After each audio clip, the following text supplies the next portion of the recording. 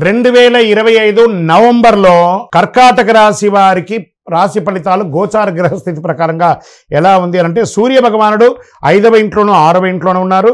చంద్రుడు ప్రతి 2.5 రోజులకి రాశి మారుతూ ఉంటారు. కుజుడు స్వరాశిలో మొదటి ఇంట్లో ఉన్నారు. బుధుడు 5వ ఇంట్లోనూ, బృహస్పతి 11వ ఇంట్లోనూ, శుక్రుడు 3 మరియు 4వ ఇంట్లో ఉంటున్నారు. శని భగవానుడు 8వ ఇంట్లో, రాహు 9వ ఇంట్లో, కేతు 3వ ఇంట్లో ఉన్నారు.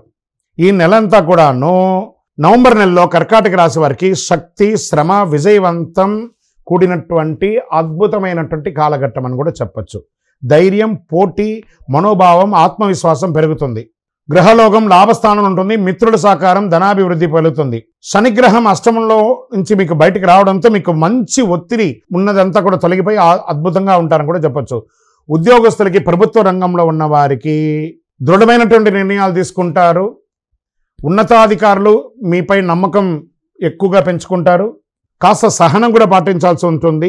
ప్రభుత్వ ఉద్యోగాల్లో ప్రమోషన్ సూచనలు స్పష్టంగా ఉన్నాయి, ఖచ్చితంగా పొందే అవకాశాలు ఉన్నాయి.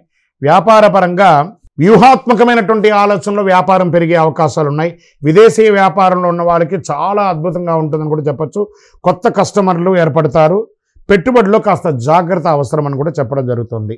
కాస్త మీ యొక్క మిత్రులే శత్రులు అయ్యే అవకాశాలు ఉన్నాయి. వ్యాపారంలో మీ యొక్క సీక్రెట్స్ అన్ని తెలుసుకొని వాళ్ళు కొత్తగా వ్యాపారం చేసి మీరు ఇబ్బంది పడే అవకాశాలు కూడా ఉన్నాయి.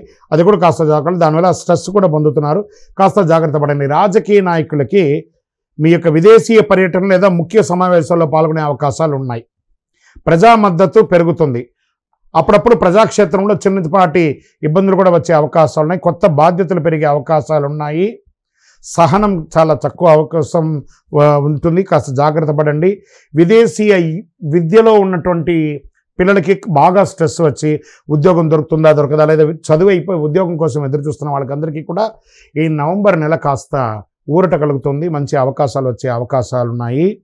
ప్రాజెక్ట్స్ అంతా కూడా వచ్చే అవకాశాలు ఉన్నాయి. ఐటీ మరియు సాంకేతిక రంగంలో ఉన్న వారికి పదోన్నతి లేదా బోనస్ లాంటి ప్రాజెక్టులు కూడా వచ్చే అవకాశాలు ఉన్నాయి. విద్యార్థులకి ఇది ఒక మంచి సమయం కూడా చెప్పచ్చు. స్మరణ అవసరం. పోటీ పరీక్షలు విజయం సాధిస్తారు. కాన్సన్ట్రేషన్ పెరుగుతుంది. క్రీడాకారులకి శక్తి, పట్టుదల విజయం వస్తుంది. జాతీయ స్థాయిలో పోటీల్లో మంచి గుర్తింపు పొందే అవకాశాలు ఉన్నాయి. ఉద్యోగం చేస్తున్నటువంటి మహిళలు లేదా కుటుంబ స్త్రీలు, ఎంటర్‌ప్రెన్యూర్‌గా ఉన్నటువంటి వారికి కాస్త మిశ్రమంగా కనబడుతుంది. జాగ్రత్త పడండి. పరిశ్రమలో ఉన్నటువంటి స్త్రీలకు కొత్త ఆర్డర్స్ కూడా వచ్చే అవకాశాలు ఉన్నాయి. మార్కెట్ పరంగా షేర్ మార్కెట్లో మిశ్రమ ఫలితాలు మాత్రమే ఇస్తున్నాయి. జాగ్రత్తగా ఉండాలి. జాగ్రత్తగా పెట్టుబడి పెట్టండి అని కూడా చెప్పడం జరుగుతుంది. భవన నిర్మాణానికి, కొనుగోలుకి, రియల్ ఎస్టేట్కి కొంచెం మధ్యస్థ కాలంగా ఉందని చెప్పచ్చు. కొత్త పెట్టుబడులు హడావుడి వద్దు. కాస్త వెయిట్ చేయండి. అందరూ కూడా చక్కగా ఉంటుంది. ఆరోగ్యం పట్ల అధిక ఉత్సాహంగా మీరు ముందుకెళ్ళడం వల్ల కాస్త ఆరోగ్యం పట్ల ఇబ్బందులు వచ్చే అవకాశాలు ఉంటాయి. కాబట్టి నడుము నొప్పులు లేదా స్కిన్ రిలేటెడ్, ఇది కంటి చూపుకి సంబంధించింది, ఇలాంటివన్నీ కూడా ఉంటుంది. కాస్త యోగా లాంటిది చేయండి, ధ్యానం చేయండి, మంచి డాక్టర్ని సంప్రదించండి. తెలుపు మరియు పసుపు రంగు మీకు చాలా కలిసి వస్తుంది. నంబర్ 2 అనే నంబర్ మీకు చాలా కలిసి వస్తుంది. ఉత్తర దిక్కు ప్రయాణాలు మీకు చాలా కలిసి వస్తుంది.